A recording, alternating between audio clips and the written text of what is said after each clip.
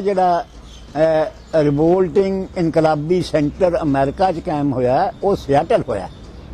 Seattle ਦੇ ਵਿੱਚ ਜਿਹਦੇ ਵਿੱਚ ਬਾਬੂ ਹਰਨਾਮ ਸਿੰਘ ਔਰ ਸਿਆਟਲ ਦੇ ਬੰਗਾਲੀ ਦੇਖੋ ਮੈਂ ਨਾਂ ਥੋੜ੍ਹਾ ਉਹ ਸ਼ਾਮਲ ਸੀਗੇ। ਉਸ ਸੈਂਟਰ ਤੋਂ ਲਿਬਰਟੀ ਨਾਮ ਦੇ ਪਰਚੇ ਨਿਕਲਦੇ ਸੀ ਜਿਹੜੇ ਹਿੰਦੁਸਤਾਨ 'ਚ ਆਉਂਦੇ ਸੀ। ਹਿੰਦੁਸਤਾਨ ਦੇ ਵਿੱਚ ਆ ਕੇ ਉਹ ਛਪੇ। ਪੰਜਾਬ ਦੇ ਵਿੱਚ ਕੋਈ ਪੰਜਾਬ ਅਖਬਾਰ ਨਿਕਲਦਾ ਹੁੰਦਾ ਸੀ ਗੁਜਰਾਂਵਾਲੇ ਦਾ, ਉਸ ਨੇ ਜਿਹੜਾ ਅਪੀਲ ਫੌਜੀਆਂ ਨੂੰ ਅਪੀਲ ਮੁਲਕ ਦੀ ਆਜ਼ਾਦੀ ਲਈ ਉਹ ਛਾਪ ਦਿੱਤਾ। 5 ਸਾਲ ਤੋਂ ਲਾ ਕੇ 7 ਸਾਲ 6 ਮਹੀਨੇ ਤਾਈਂ ਇਹਨਾਂ ਸਾਰਿਆਂ ਨੂੰ ਉਸ ਦੇ ਜ਼ਰੀਏ ਕੈਦਾਂ ਹੋਈਆਂ। ਇੱਥੋਂ ਅਖਬਾਰ ਬੰਦ ਹੋ ਗਿਆ। ਇਹਨਾਂ ਨੇ ਬਸ ਨਹੀਂ ਕੀਤੀ, ਇਹਨਾਂ ਨੇ ਜਾ ਕੇ ਇਲਾਹਾਬਾਦ ਤੋਂ ਉਹੀ ਅਖਬਾਰ ਸਵਰਾਜ ਦੇ ਨਾਂ ਤੇ ਕੱਢ ਦਿੱਤਾ।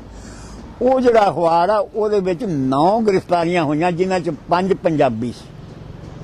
ਪਰ ਉਹਨਾਂ ਦੇ ਵਿੱਚੋਂ ਜਿਨ੍ਹਾਂ ਨੂੰ ਵੀ ਕੈਦ ਕੀਤਾ ਉਹਨਾਂ ਨੂੰ ਭੇਜਤਾ, ਅੰਡੇਮਾਨ ਜੇਲ੍ਹ ਦੇ ਵਿੱਚ ਭੇਜਿਆ।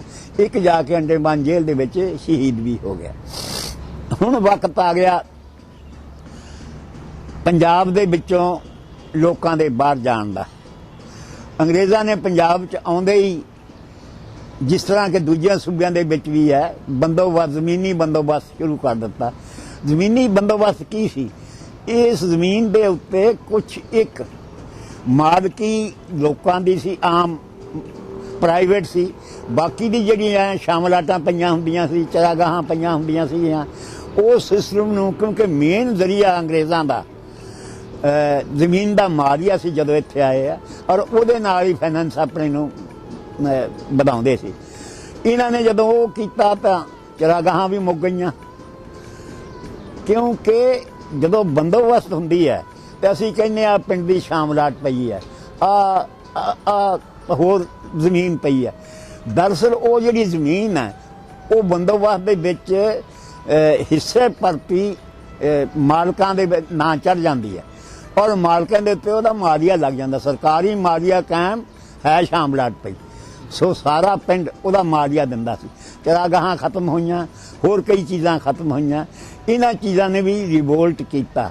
ਜਦੋਂ ਅੰਗਰੇਜ਼ਾਂ ਨੇ ਆਪਣੀ ਵਧਾਉਣ ਲਈ, ਆਪਣੀ ਆਮਦਨੀ ਵਧਾਉਣ ਲਈ ਨਹਿਰਾਂ ਕੱਢੀਆਂ, ਉਹ ਜਿਹੜੀਆਂ ਨਹਿਰਾਂ ਕੱਢੀਆਂ ਉਹਨਾਂ ਦੇ ਉੱਤੇ ਸਾਡੇ ਪੰਜਾਬ ਦੇ ਵਿੱਚੋਂ ਤਗੜੇ ਤਗੜੇ ਆ ਜਿਹੜੇ ਜ਼ਿਲ੍ਹੇ ਹੈ ਜਲੰਧਰ, ਹੁਸ਼ਿਆਰਪੁਰ, ਫਿਰੋਜ਼ਪੁਰ, ਲੁਧਿਆਣਾ, ਈਵਨ ਗੁਰਦਾਸਪੁਰ, ਇਹਨਾਂ ਦੇ ਲੋਕ ਜਾ ਕੇ ਆਬਾਦ ਹੋਏ।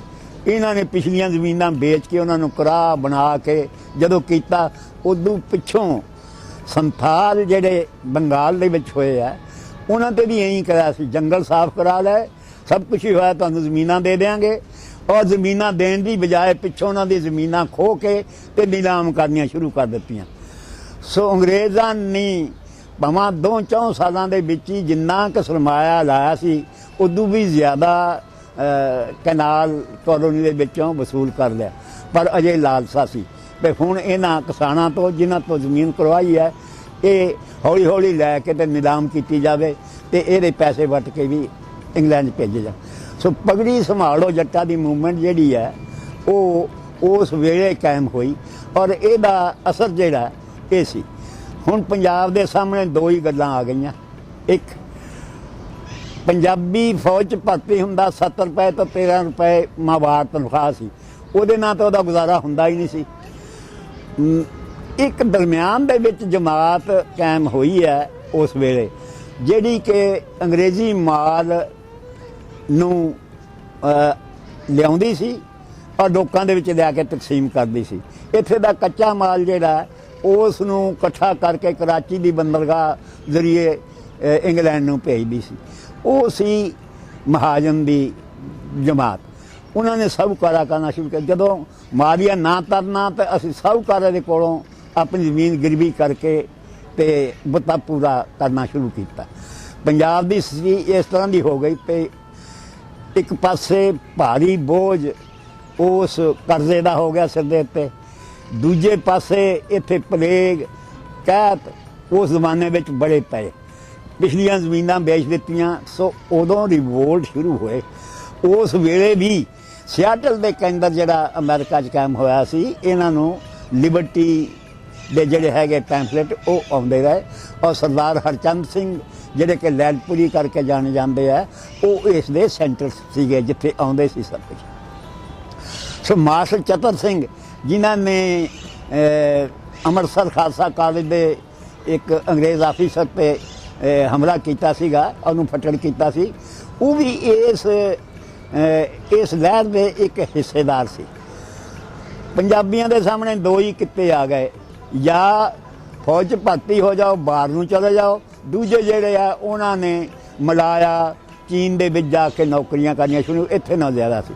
ਉੱਥੋਂ ਪਤਾ ਲੱਗ ਗਿਆ ਭਈ ਅਮਰੀਕਾ ਔਰ ਕੈਨੇਡਾ ਦੇ ਵਿੱਚ ਇਹਦੀ ਵੀ ਚੰਗੀ ਜਗ੍ਹਾ ਹੈਗੀ ਹੈ, ਉੱਥੇ ਚਲੇ ਗਏ। ਸੋ ਇਮੀਗ੍ਰੈਂਟ, ਪੰਜਾਬੀ ਇਮੀਗ੍ਰੈਂਟ ਜਿਹਦੇ 'ਤੇ ਬਾਹਰ ਦੀ ਪਗੜੀ ਸੰਭਾਲੋ ਜੱਟਾਂ ਦਾ ਵੀ ਅਸਰ ਸੀ, ਜਿਹਦੇ 'ਤੇ ਮੈਂ ਕਹਾਂਗਾ ਸਿੱਖ ਰਾਜ ਦੇ ਚਲੇ ਜਾਣ ਦਾ ਵੀ ਅਸਰ ਸੀਗਾ, ਉਹ ਚਲੇ ਗਿਆ ਅਮਰੀਕਾ 'ਚ ਤੇ ਦੂਜੇ ਚਲੇ ਗਏ ਬਾਹਰ 'ਚ। ਬਾਹਰ ਵਾਲੇ ਆਪਣੇ ਥਾਂ ਰਿਵੋਲਟ ਕਰਦੇ ਆ।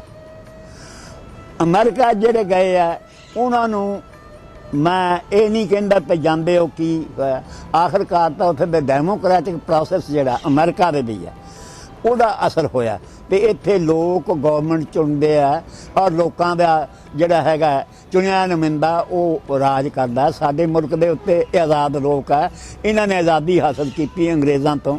ਸੋ ਇਹ ਵੀ ਇੱਕ ਕਾਰਨ ਸੀ ਜਿਹੜਾ ਉਸ ਕਿਸਾਨ ਨੂੰ ਜਿਹੜਾ ਸਭ ਕੁਝ ਛੱਡ ਕੇ ਉੱਥੇ ਗਿਆ, ਉਸ ਨੂੰ ਜਾਗਰ ਦੇ ਵਿੱਚ ਲਿਆਂਦਾ। ਇਹਨਾਂ ਨੇ ਇਕੱਠੇ ਬੜੀਆਂ ਲੜਾਈਆਂ ਲੜੀਆਂ। ਸਭ ਤੋਂ ਵੱਡੀ ਲੜਾਈ ਜੇ ਮੈਂ ਕਹਾਂਗਾ ਅਮਰੀਕਾ ਦੇ ਵਿੱਚ ਉਹ ਕੈਨੇਡਾ 'ਚ ਲੜੀ ਗਈ ਹੈ।